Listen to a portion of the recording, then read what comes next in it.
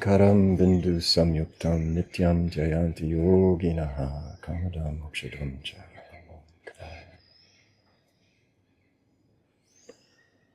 Om Karaya Namo. Welcome, welcome.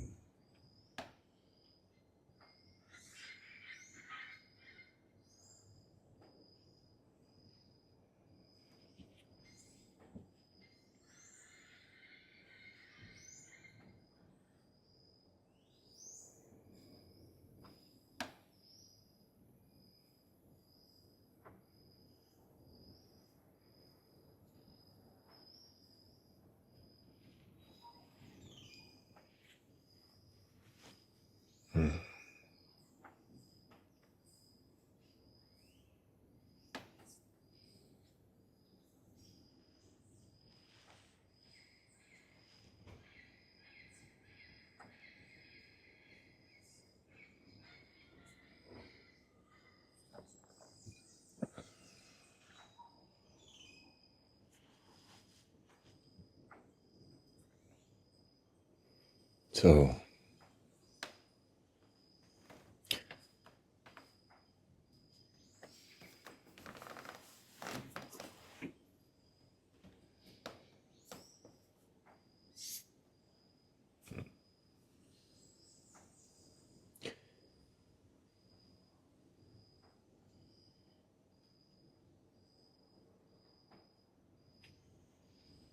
yes. Well, I wish you a happy journey, Samuel. See you tomorrow. There you are. Yeah. You want to say something? No, he's turning off. Okay, so this morning,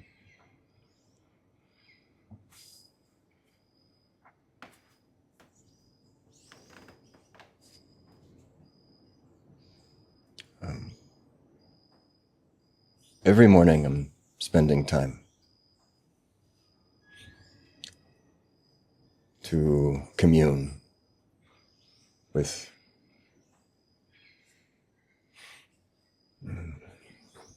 and I want to share this only, that as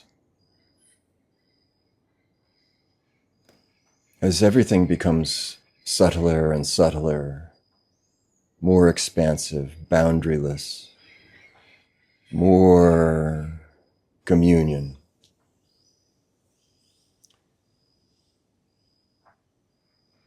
knowing and maintaining your want of wants is so essential.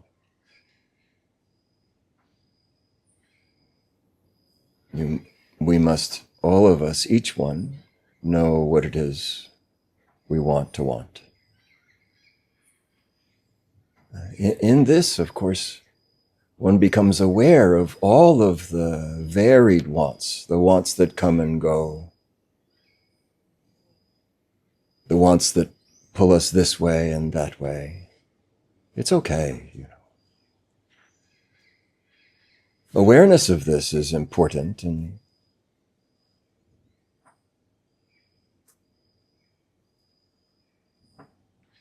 don't be defeated, but develop your own resolve for what it is you truly want to be wanting. It will eventually become singular for each one. It's inevitable.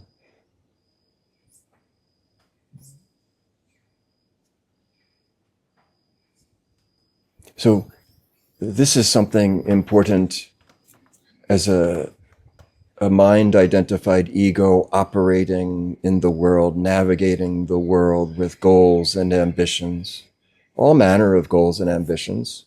No need to qualify them. It's important to know what you want.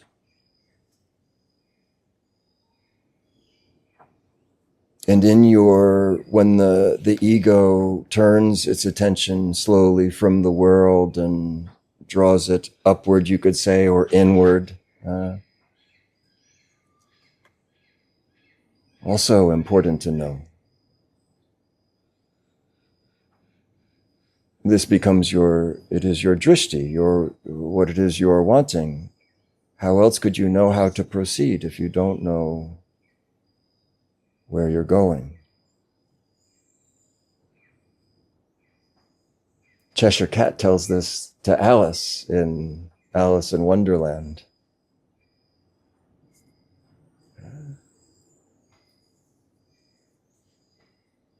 So I don't remember exactly, but she says, I don't know which path to take. Well, where would you like to go? I can hardly say. Well, then it doesn't matter what path you take. Huh?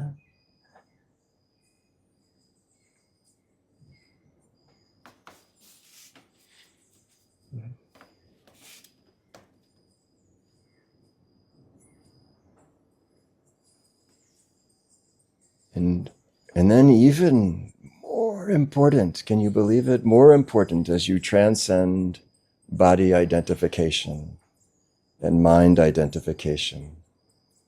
It's especially important.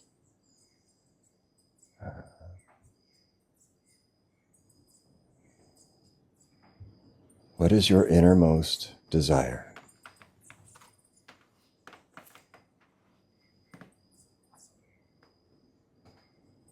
Recently, we were talking about Hermann Hesse's Siddhartha.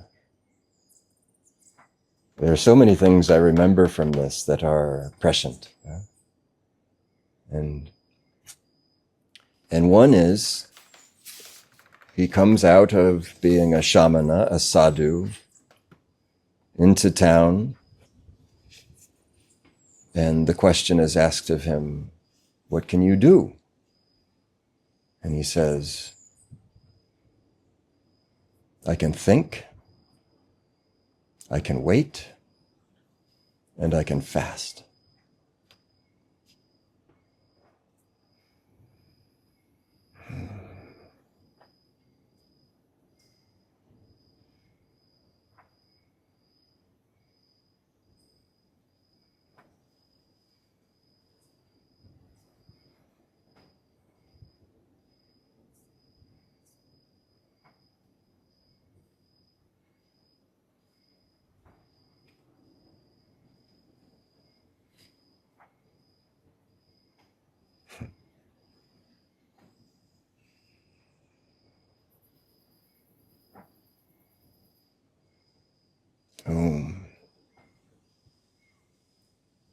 When you have done a full evaluation of all of the wants, in your own experience, you needn't refer to any spiritual teaching.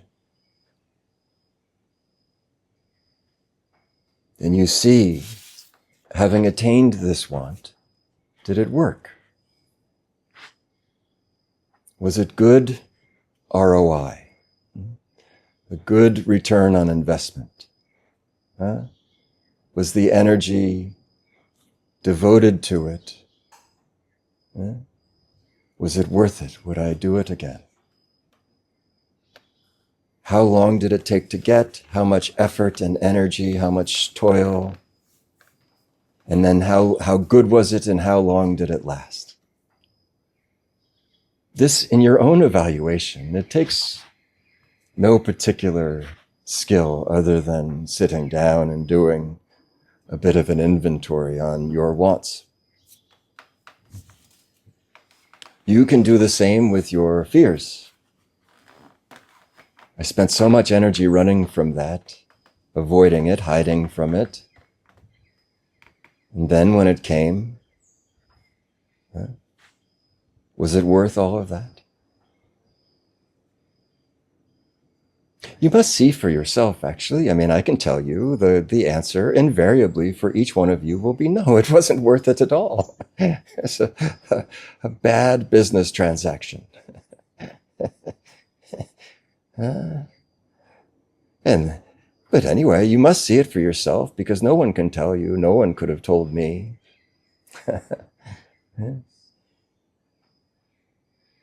And then you will see how you double down on a bad hand. And And then out of your own conscious awareness, your own evaluation, now you must see, well, what do I really, really want? What is my deepest, most inner want? Why did I want this and that and the other?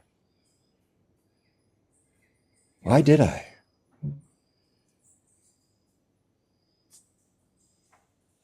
And you can follow the path. And eventually you will, if you follow it, you will arrive at the same conclusion that each one arrives at. But one has to pay very close attention and has to have the courage to look in with a tremendous self-honesty.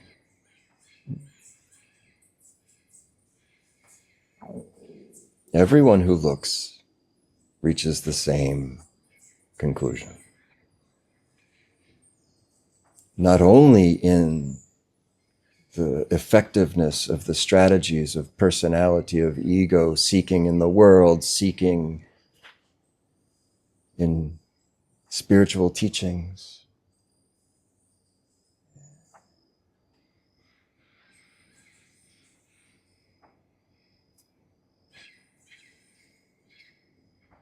and then you set your single-pointed attention on your deepest, innermost desire. I can think, I can wait, and I can fast. And once you find that in the conclusion of your own looking, nothing else will suffice.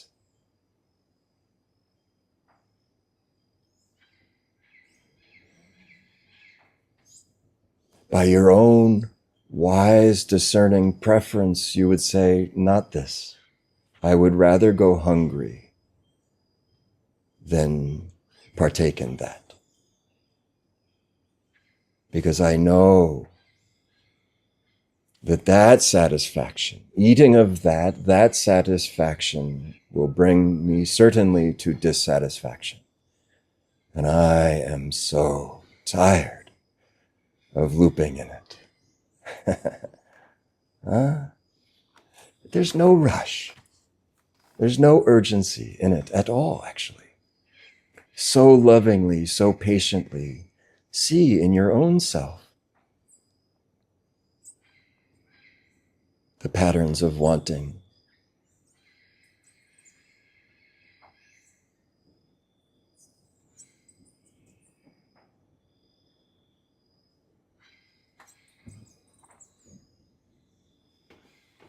Don't think, I'm not entirely sure, but I don't think, at least for a very, very long while, that it is possible for us to not want. That it is possible, I think it is not possible for us to simply turn off wanting. If any of you have succeeded in it, please tell me how. But what we can do is we can begin to slowly curate the want of wants, to bring the heart of our attention to this. One might call it God. This is perfectly sufficient. One might call it nothingness. Also sufficient. One might call it everything. Wonderful, as long as it is a singular everything. Wonderful. You could call it isness. You could call it awareness. What matters is that it resonates for you.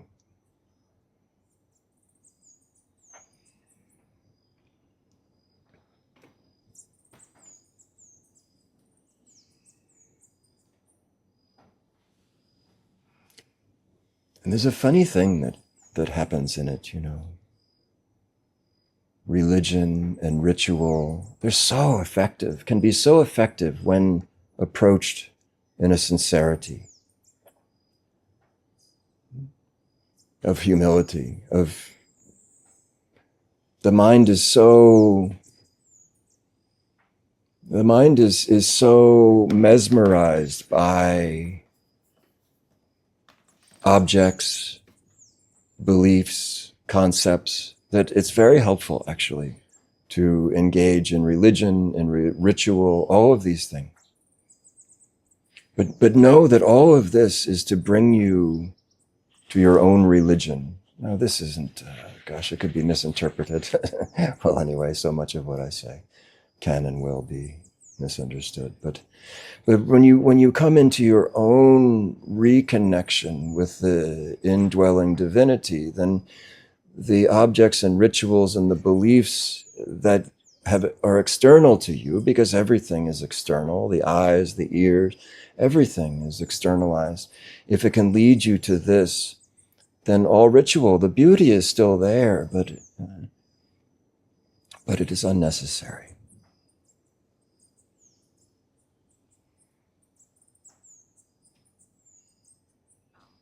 I sent out, I rarely do it, but I sent out a little video of, it's called Qawwali. It's the Sufis sing in this way. It's really so incredibly beautiful. And one of them, in such a beautiful voice, he sings, "The Hindus are afraid to bury their dead, and the Muslims are afraid to burn their dead, and God is hiding in the folds of my shawl," it says. Huh?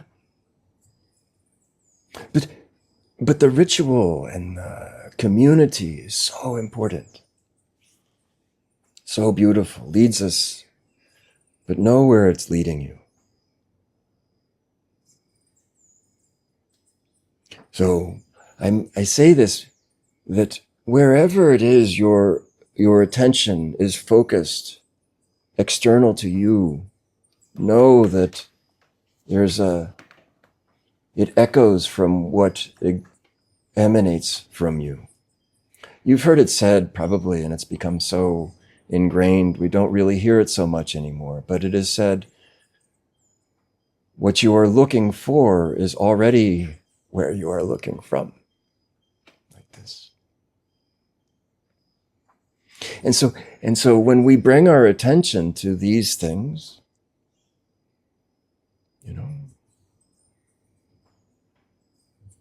could be the crucifix over the altar or the host being held up over the chalice. Watch where they point you. Could be the Guru Murti. Watch where holding one's external attention on that will lead you to this.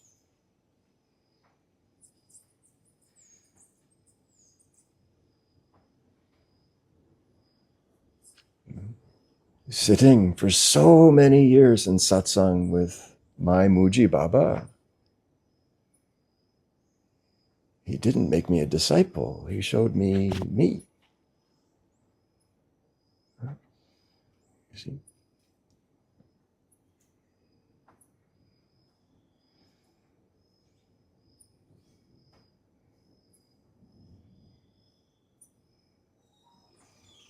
And then when you come to see what you have been wanting, where your eyes are naturally drawn, where your heart naturally flows, how is it working?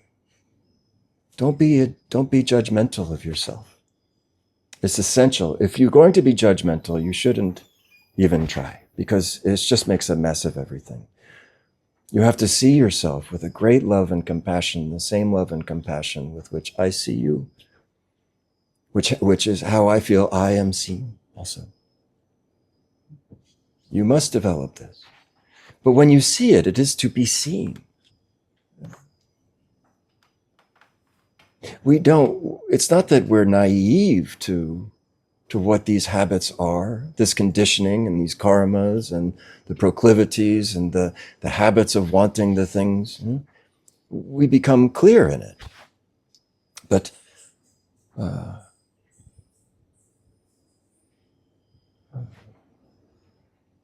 don't judge yourself. It won't work, actually.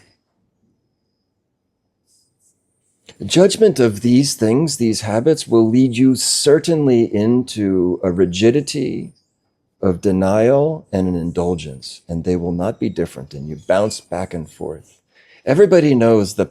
Yeah, have you guys heard? It's so funny, actually. I mean, and this is the peril. I mean, God bless them all. God bless all of us and all of our frailties. But have you heard that, I heard it many years ago, that when like a religious conference would come to town, the income from adult bookstores would skyrocket.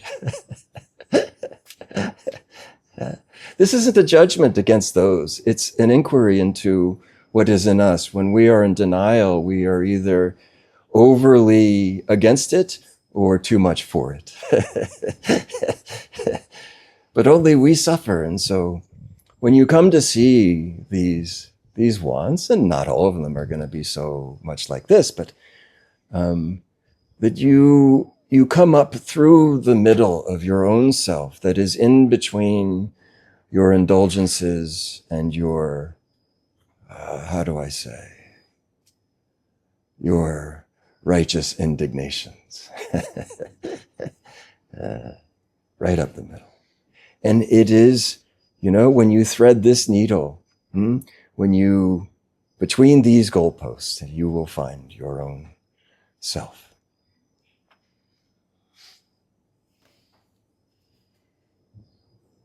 Not too much indulgent toward attraction and not too much resistant toward aversion.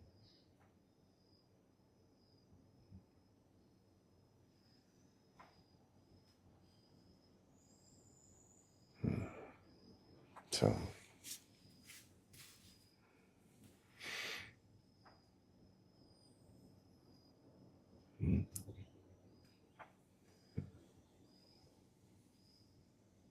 and then it becomes so wonderful because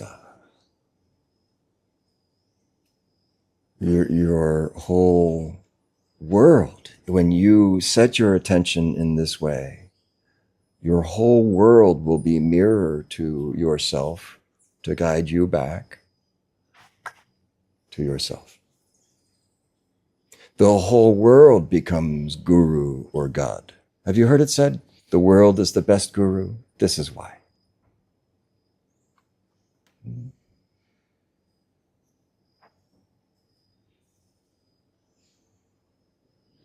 In Trinidad, they say, God is a trini.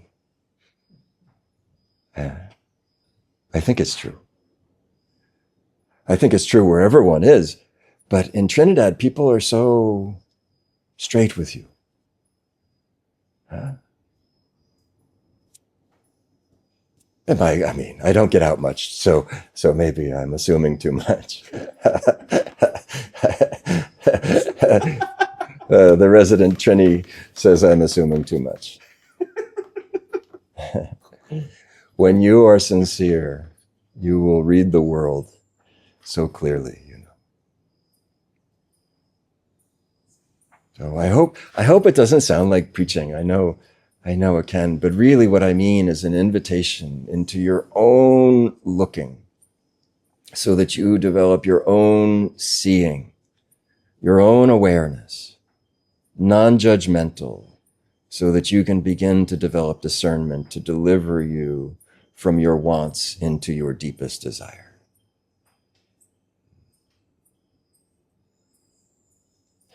One of my favorite expressions of why we do this is from the Buddhist tradition, which is simply to bring an end to our suffering.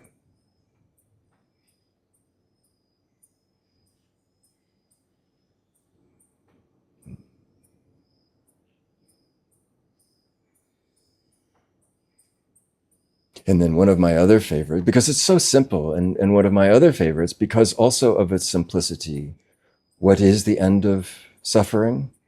It is the experience of not me, empty of conditioning, free of compulsion, addictions of personality, coping mechanisms, strategies of getting what I want and avoiding what I don't want. This is the culprit.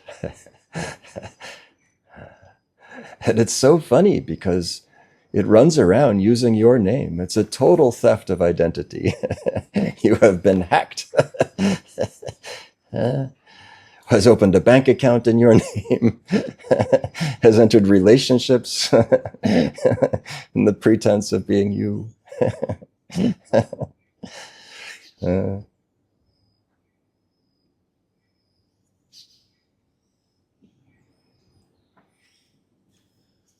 So, be defeated, but don't be defeated in your defeat. Okay.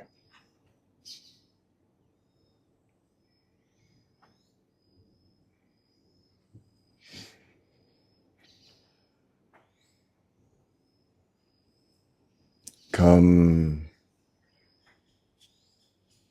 to know your want of wants.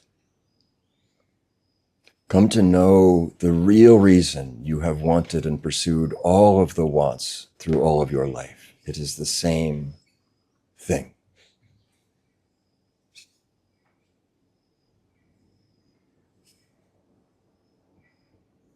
The objectless desire is imbued in all objects you have desired.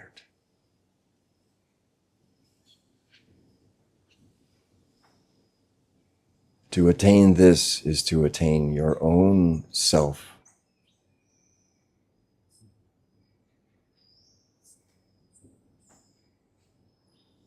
And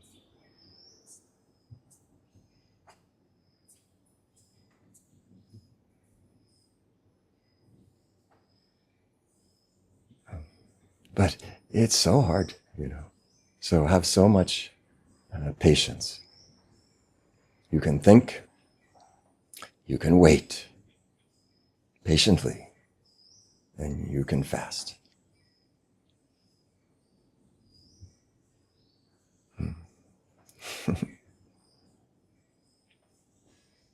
Okay, please. Your satsang.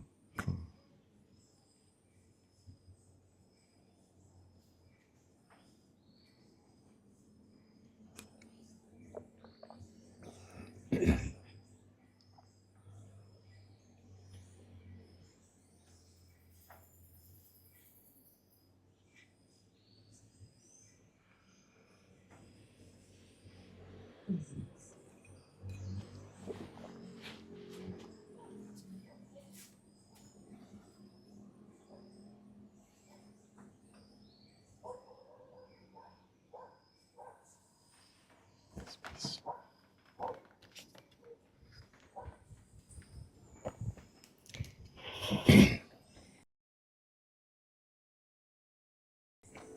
When you were saying your want of wants, know what your want of wants are, and I look and really look, it's clear that it is to not suffer. It's the only thing I can say honestly. Because anything else I don't know. And then you said what you're looking for is where you're looking from. So I recognize that in the inverse of that, if my want of wants is to not suffer, then where I'm looking from is not suffering.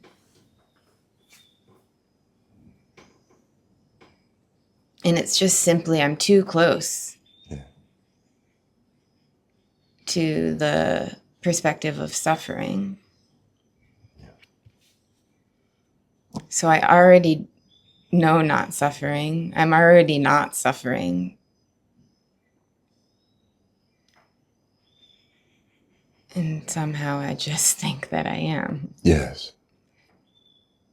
And even in seeing this is still the confusion of suffering. Yes. What to do?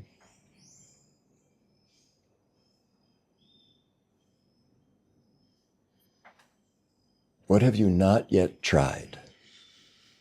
What strategy is untested for you to bring an end to suffering?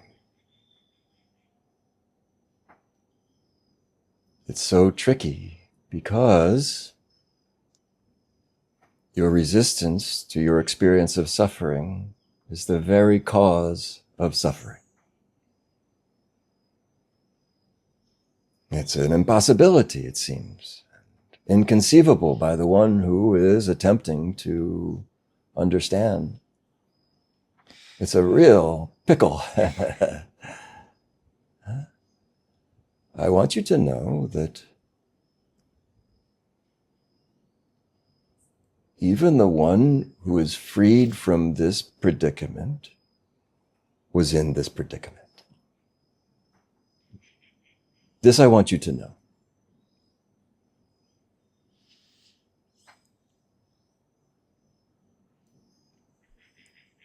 It is very tricky and very slippery, but the most simple is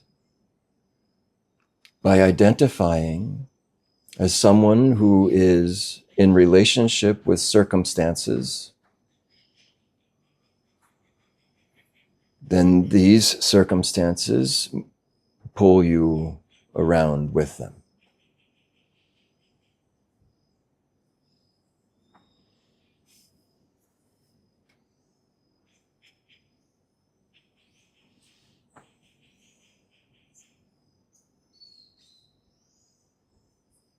Detached from relationship, bound and meshed into circumstance, you are unmoved.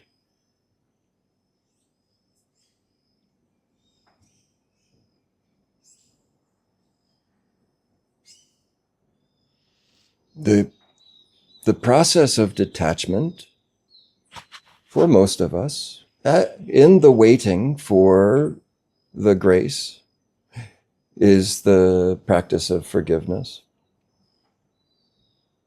In this, we release our mental attachments and emotional attachments.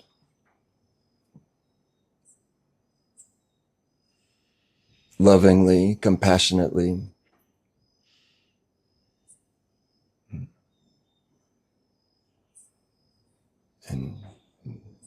And the mind identified, the subject, object identified, this one that is in cause and effect, is so entangled in it, is so enmeshed in it, it can't know not that. And must in kind of a stupid faith even, just begin the process of forgiveness, of detachment. Not even being able to clearly see where one is going, but just knowing this isn't working. Generally, one has to have exhausted all strategies of personality. And this one comes to a place of defeat. It's called the place of surrender. Now, it's such a tricky thing. Gosh, it becomes so clear. It will be so clear to you, but for now, you'll be confused in it, just for a time, maybe sometime.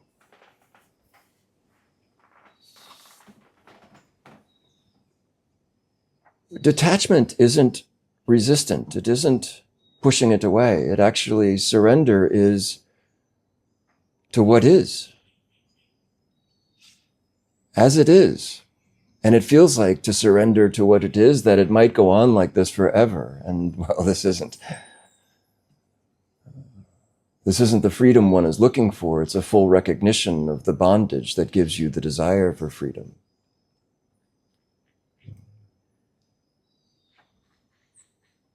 So it is a surrender into the circumstances are what the circumstances are.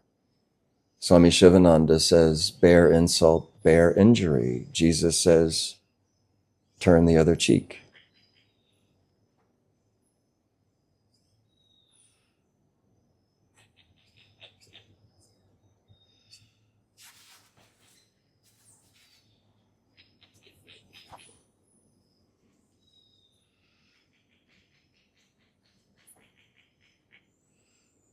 All of these circumstances were set in motion in a time long before your memory. The horizon of your memory is, you can't see where it all started, this cause and effect, and the subject in this sea of objects, this ocean of samsara, of suffering.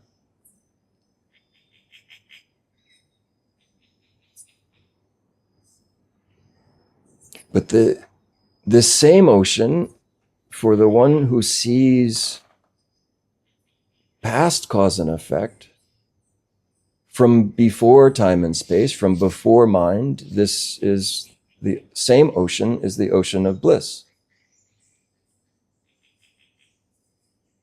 But this one sees it not as subject, not in this enmeshed in the circumstances of what that subject would call life.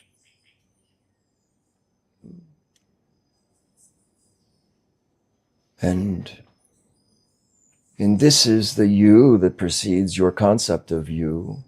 And this is appearance that precedes your interpretation of appearances. Some of you are doing on your own this Course in Miracles. And this is a year-long process of Christian neti-neti.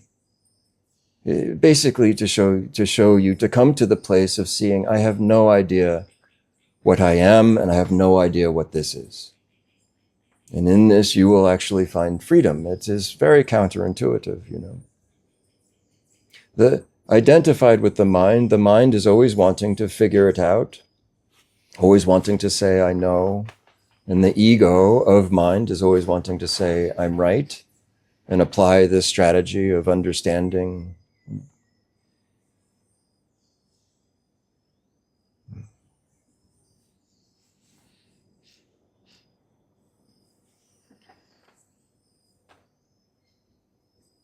So suffering actually comes from resistance to suffering.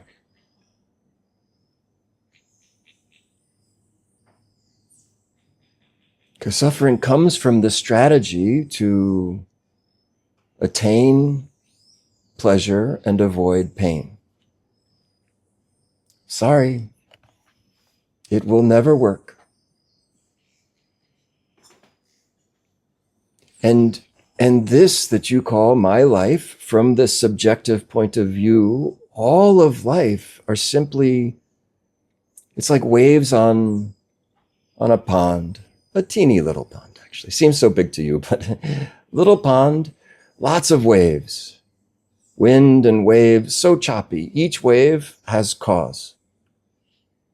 A rock was dropped, water was pushed, wind blew, like this, wavy, wavy, wavy, and all of these distortions, and you yourself, a wave, perceiving yourself to be a wave buffeted by other waves. And as a wave, splashing, splashing, splashing, and all of your strategies to attain pleasure and avoid pain. Splashing, splashing, splashing. And not understanding, that's okay, you know, this is what's called avidya or blindness, not understanding that you yourself were the progenitor, the creator of this tumult. But you can't remember because you don't remember. Well, what to do? if you see this, what to do, how to bring this little pond into stillness. You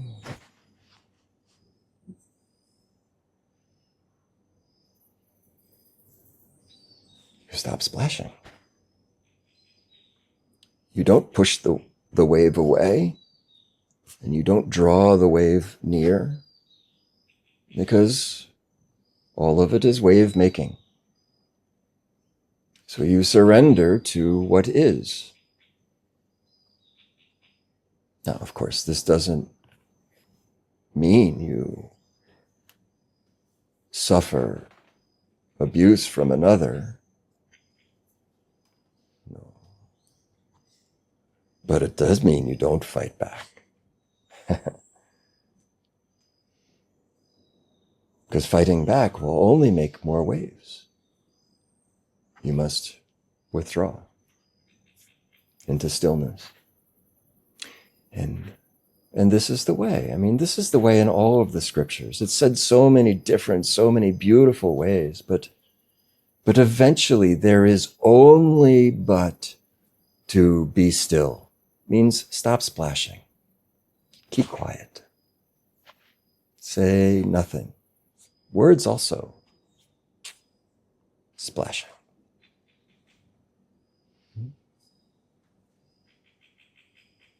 If you still the body, in a manner of speaking, still the heart, let's say.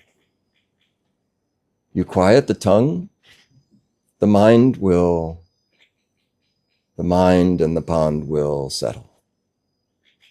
As the pond settles, pond is mind will reflect so clearly now. Of your own self, you will say, oh, I see. I think I shared this. It was really quite spectacular, actually. Such a subtle non-moment. And it was in Luray Caverns. I think it's in Virginia. It was a hot day and I was driving and I just wanted some relief and I knew the cave would be cool. So I got off, I bought my ticket. I went into Luray Caverns and it was so nice and cool. And I came across this one section where there's no breeze, and there was a teeny little pond. And I looked at it, was just mesmerized. Kind of everything stopped when I looked at this. I didn't quite understand it at the time. The reflection in the water, because there wasn't even a bug to disturb the perfection. It was the perfect reflection. And you could not tell, lost in it, you could not tell what was above and what was below. Every stalactite in this little section had a stalagmite to meet it perfectly.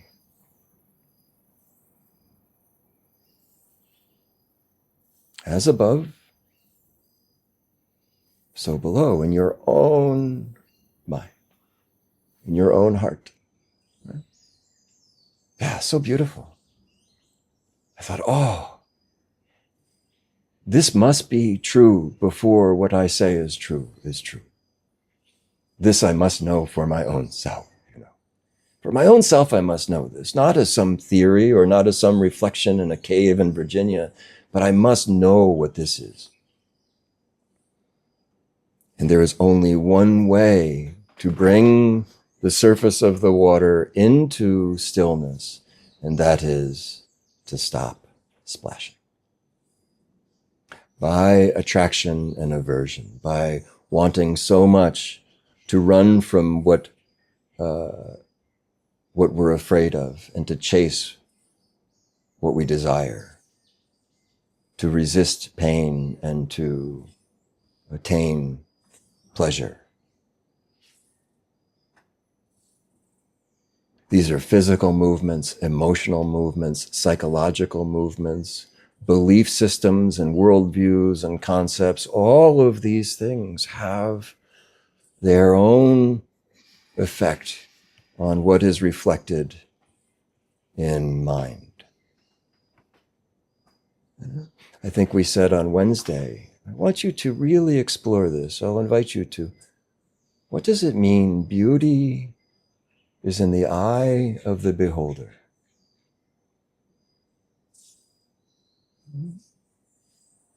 When this clarity of sight, it is seen, it is forgiven, it calms, it attenuates. In Yoga Sutras, this is called citta-vṛtti-nirodhaḥ. The cessation, how does it go? The cessation of the fluctuations of the mind stuff.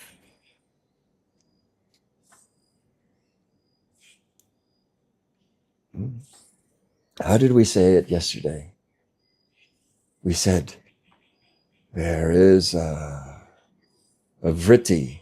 Have you heard this? It's a word in Sanskrit. And it's like it's a whirlpool, you could say. Seems to have its own energy, whirlpool chasing the water that is spinning, like a dog chasing its tail. Yes? You have the image in your mind? Okay. So, I have a Nataraj vritti. Nataraj vritti means I am, this identity is looping around itself. And this Nataraj vritti is in a stream. And in the stream there are rocks and there's weather, leaves, birds are coming, fish are coming. And now this vritti is moving like this. As the stream moves, it rains and there's more water, it will spin faster. Wind comes, it agitates the top of the whirlpool. And the flow of the river animates this Nataraj vritti, spinning around itself.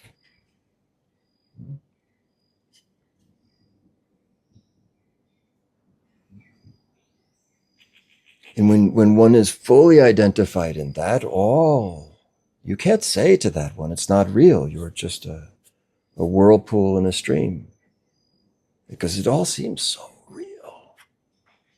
That leaf offends me, this flood is too much.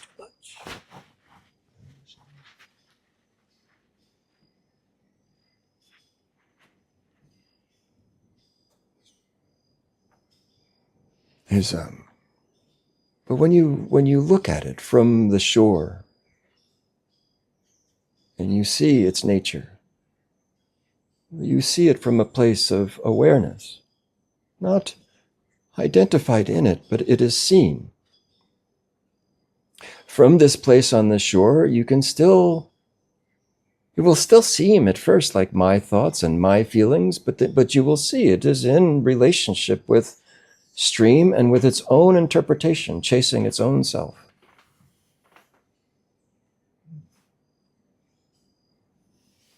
And always changing.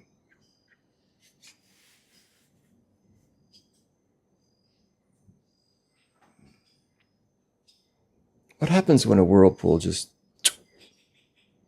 what is a whirlpool anyway? Is it anything more than water looping? Is there something else to it? Some air seems to be drawn down into the stream a little bit, yes? But when it dissipates, when its energy is dissipated, dissolved, this is called laya yoga, or to die before you die. Now, this is stream consciousness. Maybe, can we call it the Tao? Why not? Stream consciousness and stream vritti. Maybe, this one would still call itself Nataraj. That's some kind of convenience, I suppose. But this stream also now goes to, where does it go? goes to ocean. Yeah. This ocean actually in Vedanta has a name. It's called Brahma-vritti. Or we might also call it Christ consciousness. It's not exactly this way. It would be the ocean of oceanness would be Christ consciousness. The heart of the heart of the heart, like that. But there it is, and nothing really is happening other than identification with a whirling.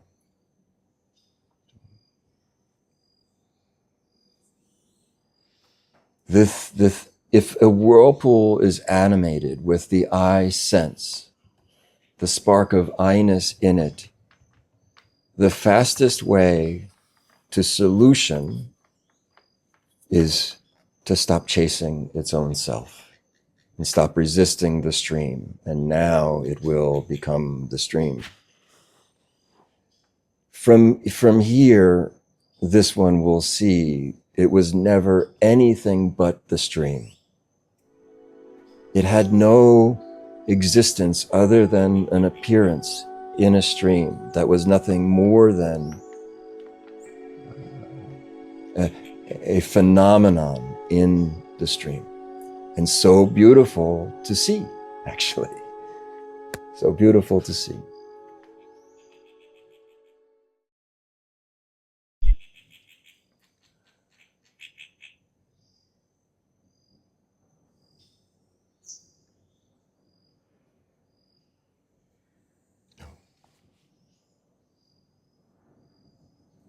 Resistance to what is.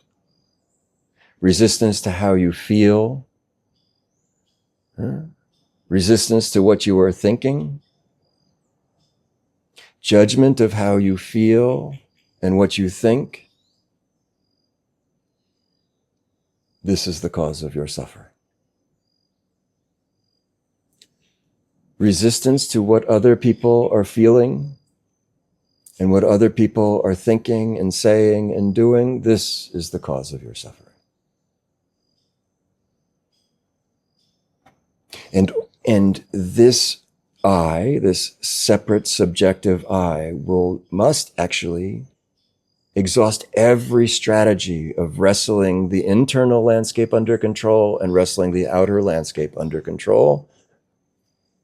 Out of fear, it will try and wrestle everything under control. And then one will be exhausted because it can never work. And in this exhaustion, there is surrender. And in the surrender, one simply comes to see that of myself, I have no power over it. And I'm too tired and too wise to engage in that way anymore. And usually, not always, but usually this will either come with some exaltation followed by a great deal of unpleasantness or a great deal of unpleasantness. It's as if all of the potentialities of the stream in waiting flood down the river and overcome this poor vritti. I'm so sorry.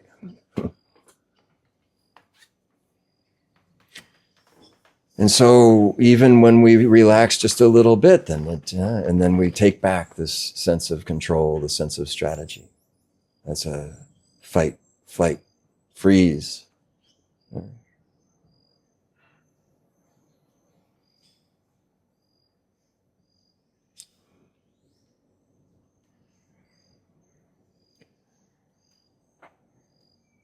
To surrender to what is, as it is, in increasing ever more in full acceptance, and set your drishti on God, if you will, or freedom, or just not suffering. a bit of dignity, a stoic willingness to endure everything that will now flow through, willing to feel everything that is felt, willing to see every thought that comes through, and not wishing to change it, just simply surrendering into that, then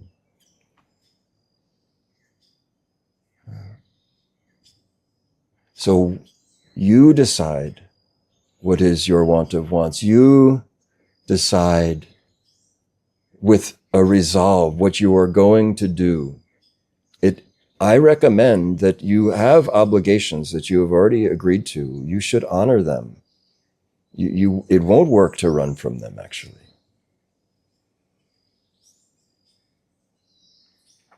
And so you do what you have decided to do. It means your morning routine, means your service, means your job, means your role in your family. You do all of these things, and at the same time, you surrender. Now, we have called this soften and allow. This is what it means. It means you are no longer trying to curate such a nice experience at ashram.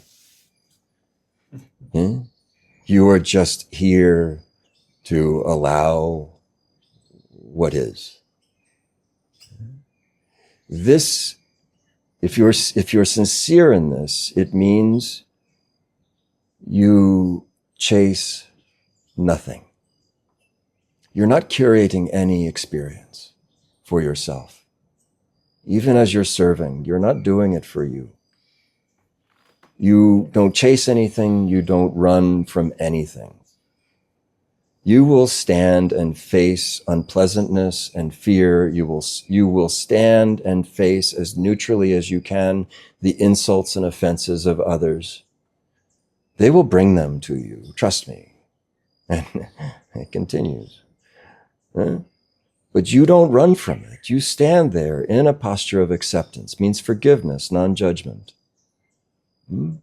Bear insult, bear injury, highest yoga. Turn the other cheek. When you're sincere at this and you see the pattern of cause and effect and you in it, then what else to do? You now still your tongue. You never let your tongue promote your sufferer, your with complaint to, you never give the ego to your tongue. You never give your tongue to the ego. You promote nothing of yourself. If you continue to promote your identity in any kinds of ways, then you are giving it life. And also somebody may come or you learn that they say such horrible things behind your back.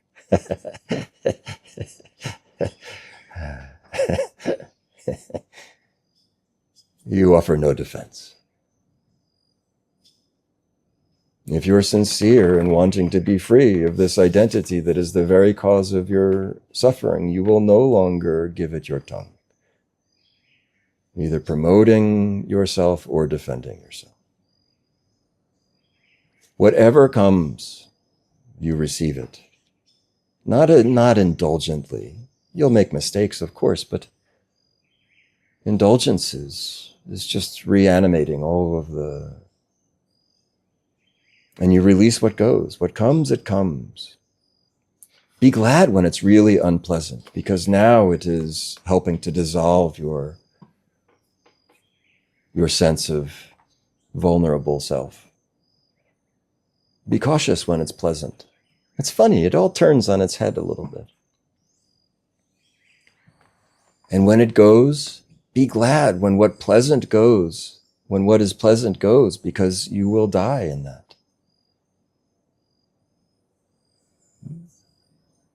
But everything that comes will go, pleasant or unpleasant. It's always been this way, and now you're simply settling into this.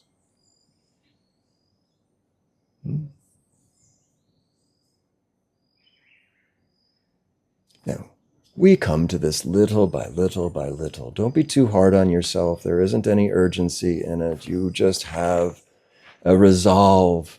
And in this resolve, you know that you are going to fail so beautifully over and over and over again. I can tell you, in my own commitment towards this, which was mine, of my own making, of my own recognition that this is what I was going to do, I can tell you, A, that it works, and B, that it's really hard. and in your resolve to do this, you can also be resolved to continue to nurture in compassion your failures, because you will fail over and over and over again.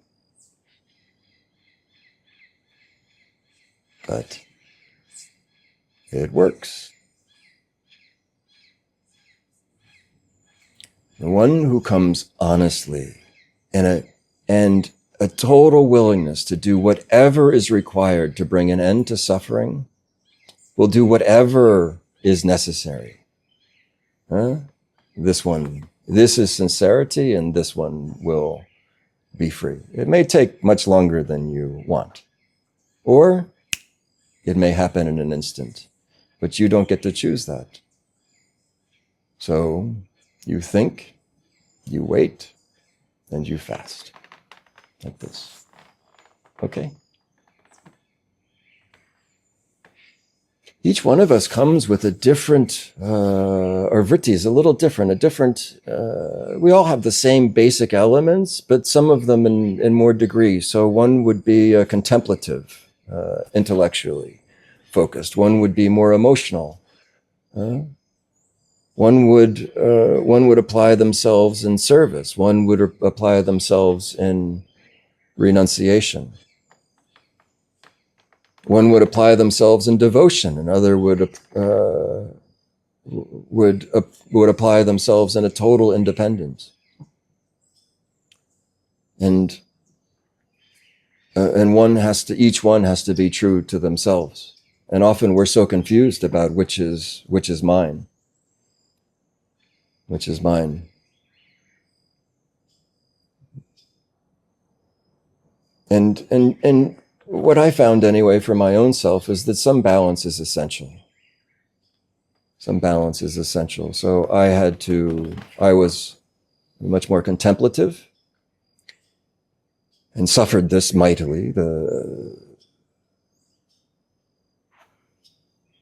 intellect is a sharp sword for the one who wants freedom. It's not easy, actually. And so I had to desperately go into service and devotion for my own balance. But you'll find your way also. But certainly some element of service, some element of devotion, and some element of independence. These things, you want to be balanced in all. Is it okay?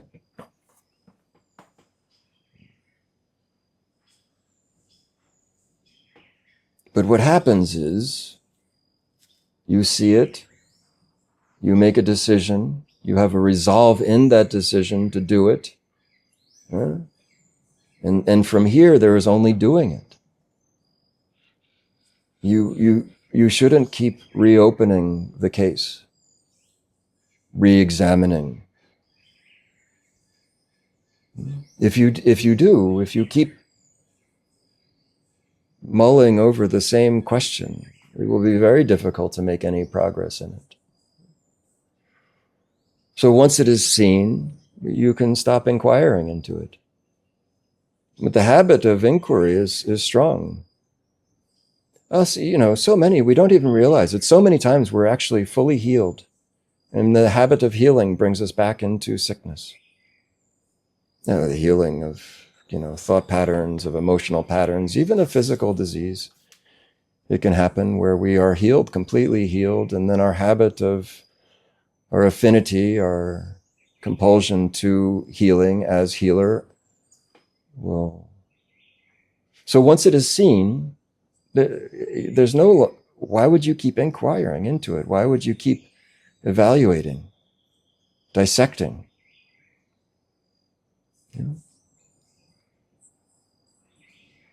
You see?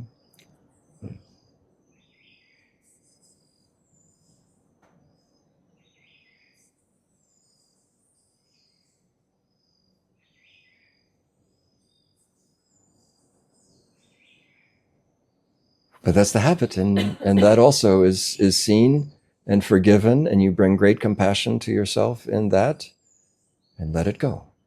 Oh, look at that. I wanted to dissect it yet again. Yeah? In the American justice system, there's this thing called double jeopardy.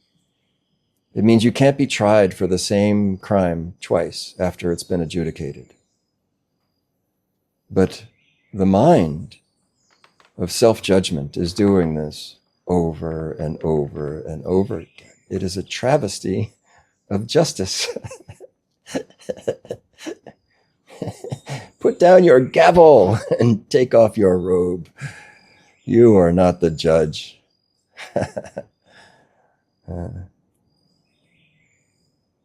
Kangaroo court is adjourned.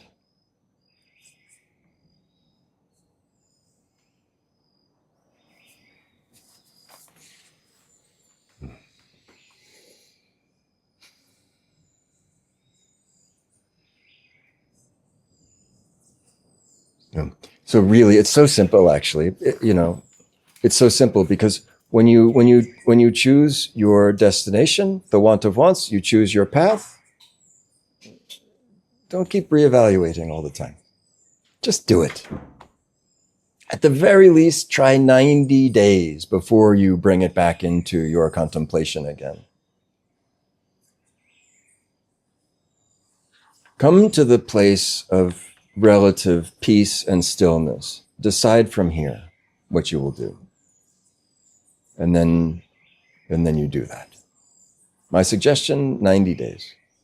Whatever it is, doesn't matter. At the very least, you'll prove to yourself that you actually do have the ability to follow your own instruction. It's best if it comes from you and not from some teacher, Because really you're wanting to come to trust your own self that is eventually trustworthy. But with your higher mind, the mind of peace and love, to the degree that you're able to attain that in meditation or even on a beautiful day, take that time to set your practice for the next 90 days. My suggestion, of course, is soften and allow. Chase nothing, run from nothing, promote nothing, defend nothing, receive what comes, release what goes. Be still, keep quiet. But you make your own, Make your own.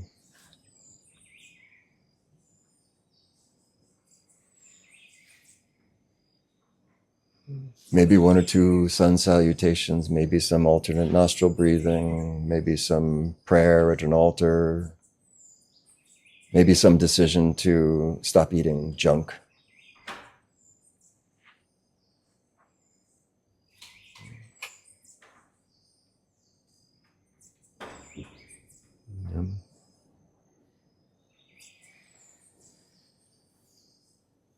Well, I'll tell you, it's really quite something. When you come to see that you are what you have eaten, and you will continue to become what you eat, what you eat with your, to fill your stomach. You know the nature of what it is you eat, you will become that. There's no doubt in it.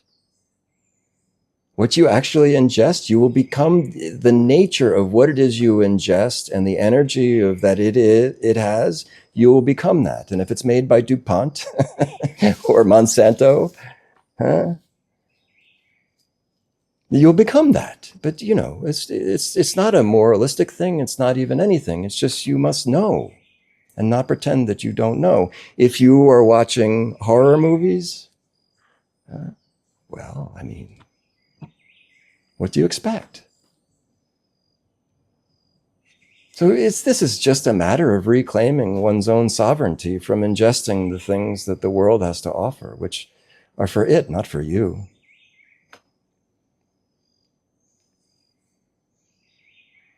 What is the nature and the vibration of what it is you ingest into your system with your mouth, with your eyes, with your ears?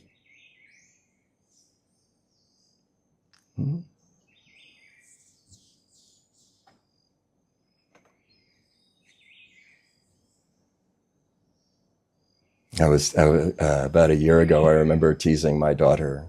My children still eat beef, and I said, "You are becoming bovine."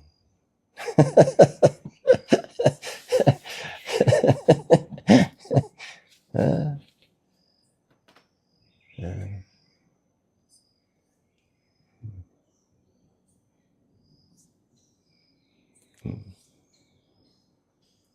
Each one makes their own decision in their own time. But in this decision to be free, then you also will become increasingly discerning.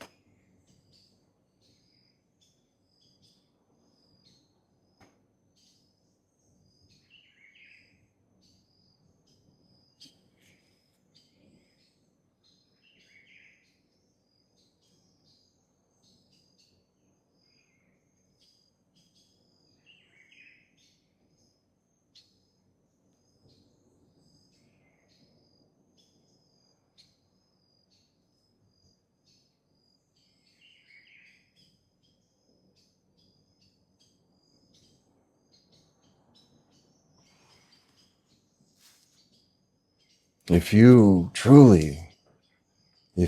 really, really want to be happy and free, then this is what you must ingest.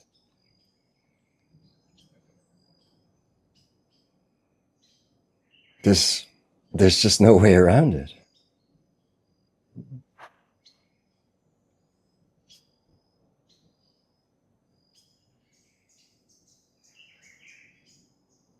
No, that's not actually true.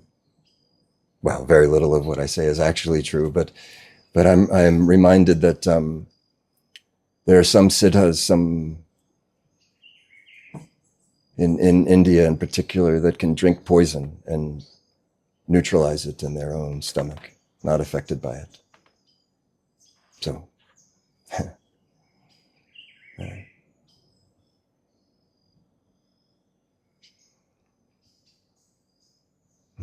I'm not ready to test that myself. so what I ingest, it matters.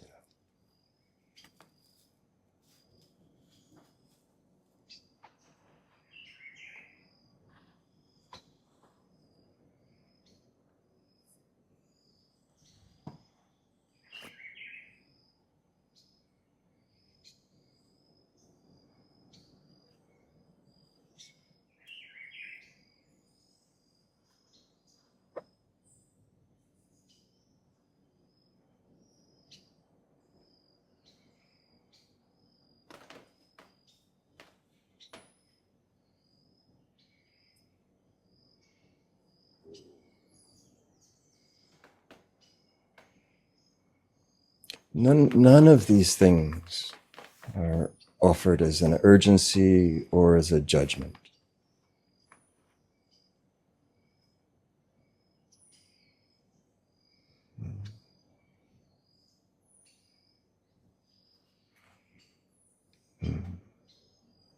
Truly, truly, not for that.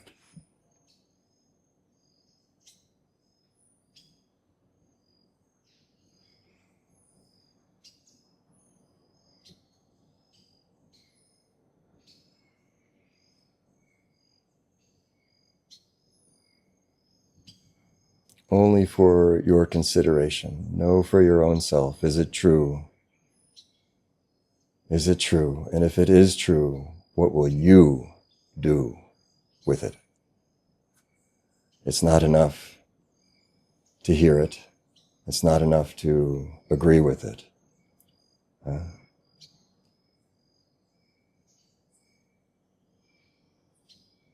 a blessing, of course, If it is true, to hear truth, to even hear it and then ignore it, is still a blessing. To know it as truth, this is a greater blessing still.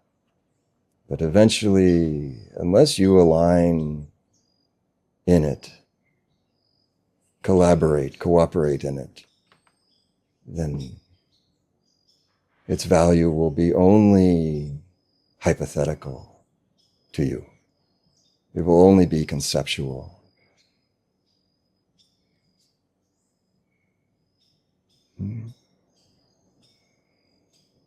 Who has the great courage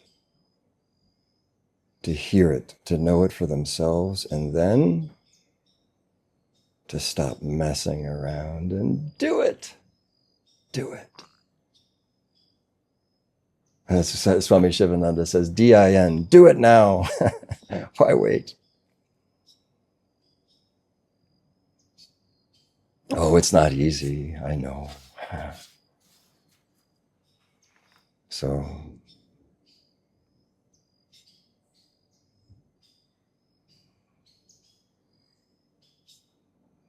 you are all lions.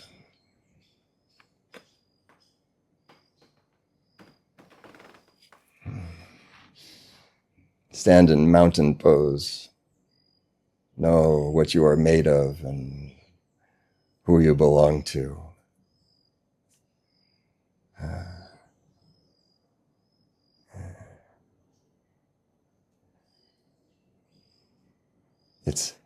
It's called love.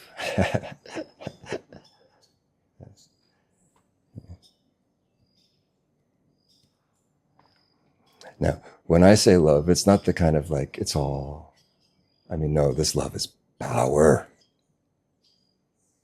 And it's right. Power.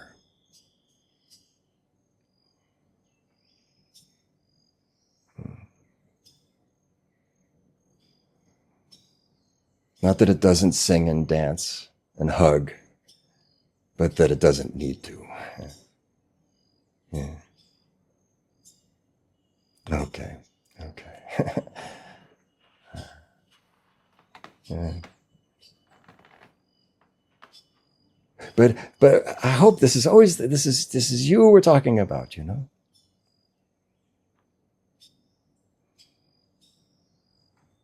And you can't see it yet, but it doesn't make it not true. There have been so many things, even in your subjective experience in this life, that have been true, that you now see are true. Were always true, but you didn't know it. Yeah. I remember when I was a little boy, and I was so surprised to see my school teacher out at a restaurant. They eat. It seems absurd, doesn't it? But from my little desk and from where I saw, and then one time I did well on a test, and the teacher took me out to Friendly's. It was an ice cream fast food restaurant in Long Island, and I went out with my teacher, and I was at a restaurant with the teacher. It felt so amazing.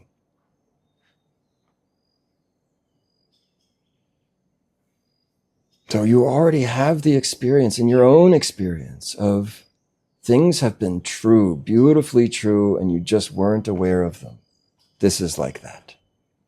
And this is the value of faith, is that you move toward this, away from that and toward this, detach, attach. And you don't know, but please, this is the last available strategy. What else can I do? I've tried everything else. This is faith. But you don't have to believe me. It might help a little bit, but you must know it for yourself.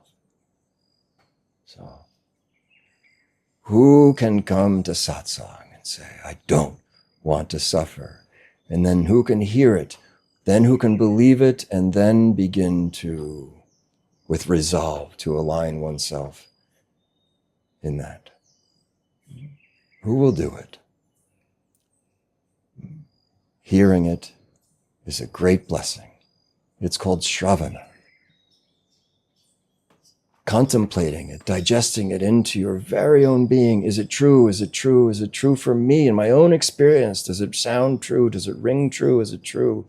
This is a greater blessing still.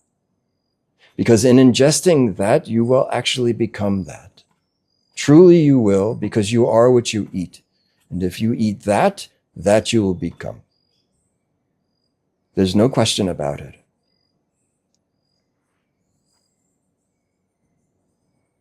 But now will you dare to be it?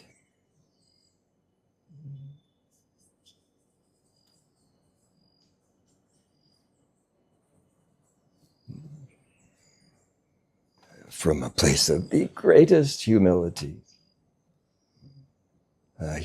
daring and humility.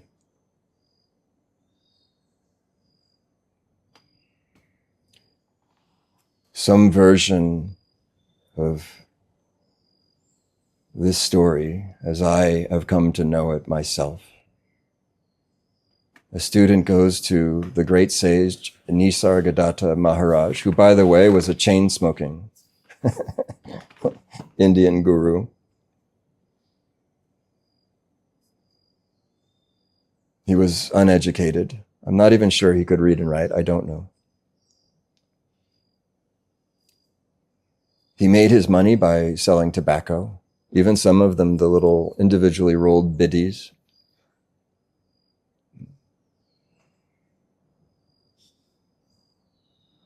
A half a rupee for two. I don't know. And they said, how did you come to realize the self? He said, my guru told me what I am. Shravana. He heard it. I believed him. Manana. Having heard it, I became it.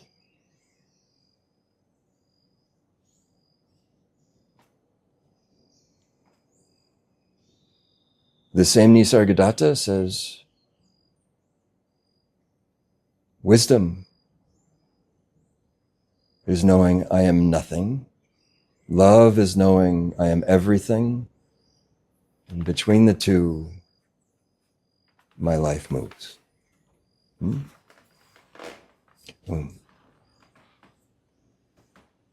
Have you heard it? Do you believe it? You will know your sincerity in what it is that you believe by how it is you speak and what you do. And this is for you. It's not a demonstration to me or anyone.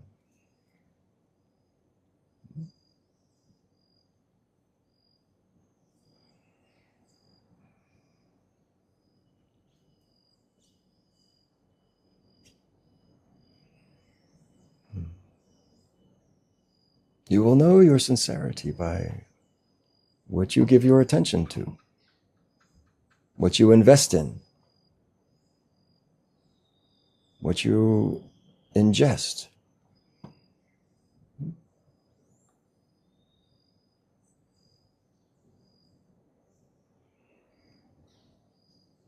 Oh, I am in your corner loving you through every success and failure. I know what a slog it is, and I applaud anyone foolish enough to proceed from here. And I am for you in that. That isn't a sentimental expression. If you are for that, I am for you.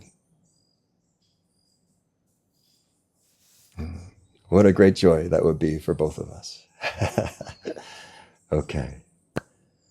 Loka samasta sukhino bhavantu.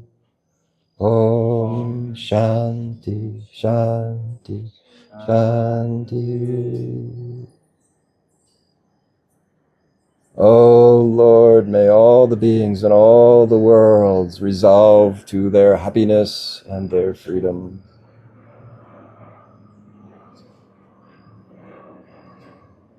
Om, peace, peace, peace.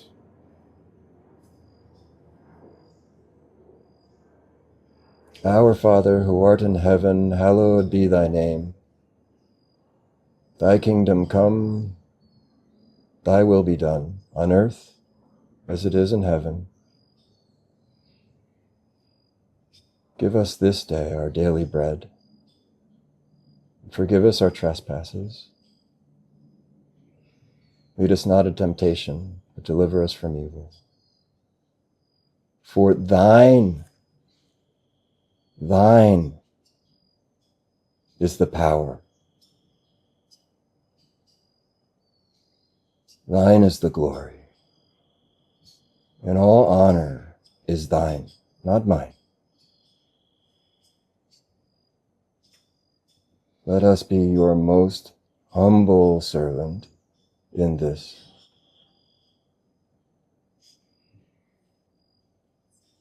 Nothing to claim and nothing to fear. Amen. Thank you, thank you, thank you.